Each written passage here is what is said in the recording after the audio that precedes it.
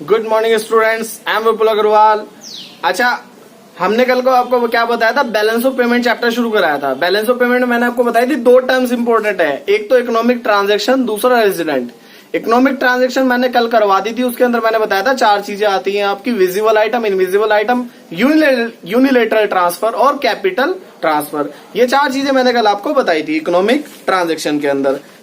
अब आज बात मैं करता हूं किसकी, आपका रेजिडेंट्स कौन होते हैं।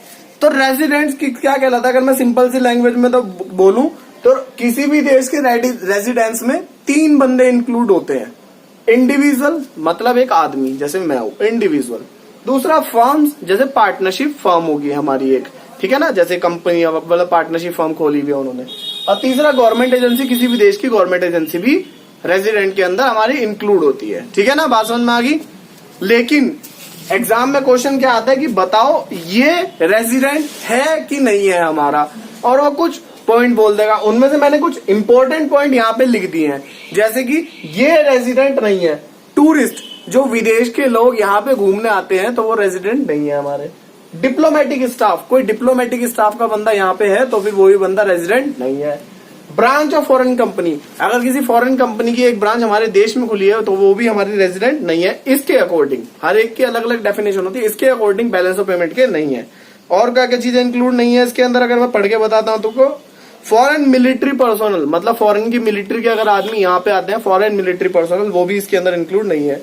माइग्रेटरी वर्कर्स, माइग्रेटरी वर्कर्स मतलब दूसरे देश के वर्कर्स को अगर यहाँ पे भेजा गया है तो फिर वो भी हमारे इसके अंदर इंक्लूड नहीं है आपके। तो ये सारे थे हमारे रेजिडेंट कौन होते हैं और कौन रेजिडेंट की डेफिनेशन में नहीं आते। क्वेश्चन क्या आ जाता है, क्वेश्चन आता है कि भाई बताओ हमारा एक आपकी फॉरेन की ब्रांच है, वो इंडिया के अंदर है, तो बताओ वो बैलेंस ऑफ पेमेंट की कैलकुलेशन में रेजिडेंट कहलाएगा कि नहीं कहलाएगा। तो आपको क्या जवाब देना है कि नहीं कहलाएगा। ठीक है ना। अब आगे बात होती है structure of balance of payment की। अच्छा चलो, इसी में एक और बात बता दूं, एक सिटीजनशिप वर्ड भी होता है, एक सिटीजनशिप और एक होता है रेजिडेंशियलशिप। सिटीजनशिप और रेजिडेंशियलशिप अलग अलग चीज होती है।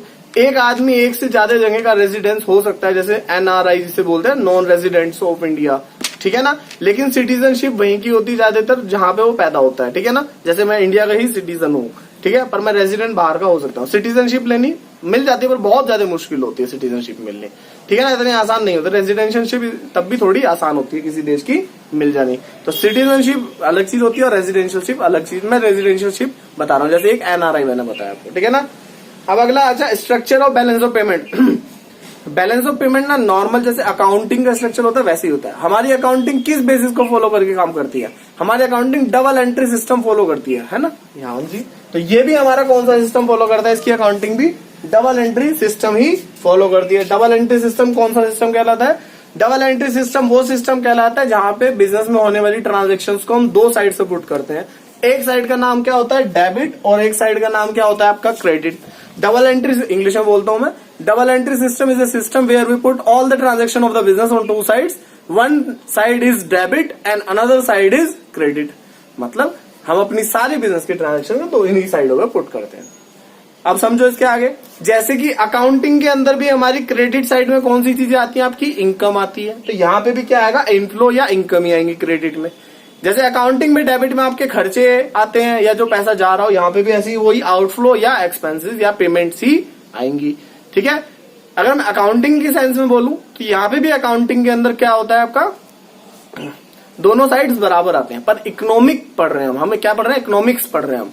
तो इकोनॉमिक्स की सेंस के अंदर आपका दोनों साइड्स बराबर आए ना, ये बात जरूरी नहीं होती है। तो अगर दोनों साइड्स बराबर आती हैं तो उसे बोलते हैं बैलेंस।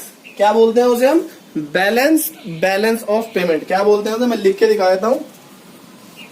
अगर दोनों साइड्स बराबर आती हैं तो उसे बोलते हैं बैलेंस, बैलेंस ऑफ पेमेंट। जब ये दोनों बराबर आते हैं, क्या आते हैं? इक्वल आते हैं हमेशा, ठीक है ना। मतलब credit is equal to debit होता है आपका। आवाज आ रही होगी। बैलेंस्ड बैलेंस ऑफ पेमेंट कब होता है? जब credit is equal to debit होता है, मतलब income is equal to expense होती है आपकी, या inflow is equal to outflow होता है। दूसरा आपका होता है सरप्लस, बैलेंस ऑफ पेमेंट। जैसे कि नाम से पता चल रहा है, सरप्लस का मतलब होता है प्रॉफिट तो प्रॉफिट कब आएगा? जब हमारा इनफ्लो ज्यादा होगा या क्रेडिट साइड ज्यादा होगी। जब क्रेडिट साइड ज्यादा होगी किससे? डेबिट साइड से। तीसरा आपका है डेफिसिट, बैलेंस ऑफ पेमेंट। जब डेफिसिट का मतलब लॉस, लॉस कब होता है? जब हमारे खर्चे ज्यादा होते हैं और इनकम कम होती है। या मैं बोल दूं जब जब हमारा क्या होता है?